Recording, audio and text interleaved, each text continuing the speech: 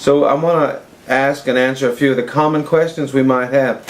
Parents often say, am I qualified to teach my children? Oh, I can't do this.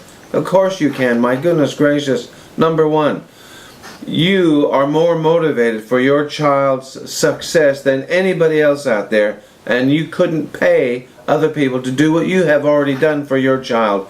And nothing in the educational task equals what you have already done, more than likely. You know, you teach them how to walk, how to ride a bike. You teach a child, a newborn baby, how to speak the mother tongue. Well, there's nothing in the educational task that comes close to that in complexity. And yet all parents do it. They do it routinely, and they do it well, and they don't even think about it, and they don't even follow a curriculum. It just happens real easy. The same with the rest of educational tasks. It's pretty simple. Now, we've done it. We've come up with a few simple things to make life easy.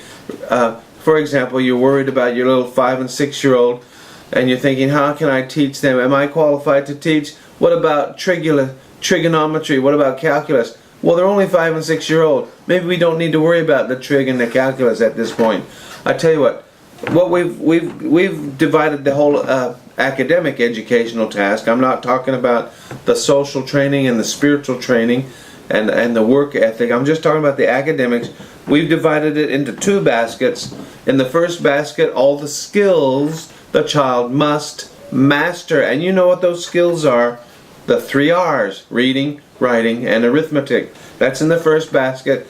Those skills do take a fair bit of one-to-one tuition. You work individually with each child to ensure that they master the skill of reading, they master the skill of writing, and they master the skill of arithmetic. That's all their addition and subtraction facts and the math, the multiplication tables. They've got to memorize all that stuff. Maybe they don't understand what the ins and outs of it is. Hey, they can work that out later, but if they have the raw material of 5 times 7 is 35, they have that every time they hear it. 4 times 6, 24, it just comes out automatically. You never have to worry. That's the kind of math they need to have, all that stuff instantly accessible, and all the addition and subtraction facts as well. And then they can learn to understand the ins and outs as they work with the stuff on real life scenarios, such as in the kitchen. You're constantly working with numbers and proportions, and when you're doing the shopping and the budgeting, constantly when you give your 13-year-old the checkbook and the budget and say you're now in charge of the rest of the week, and they should be able to budget and balance the checkbook and work out which jar of peanut butter is the best value, you know, per gram or per pound, per ounce, which one's on the shelf is the best value. They should be able to work that kind of thing out. And if they can't, well, then give them the checkbook and get them doing it. I mean, we had a business where we had a lot of buying and selling. It was a small business, and our daughter used to watch the customer select items off the shelf, put them down in front, and she was adding up the items. My daughter was adding up the items in her head and anticipating the customer will probably whip out a $20 note, and so she'd already have the amount of change ready, and she'd pull the change out, and sure enough, the customer would whip out a $20 note, and there was the change in her hand before she'd unwrap the $20 note.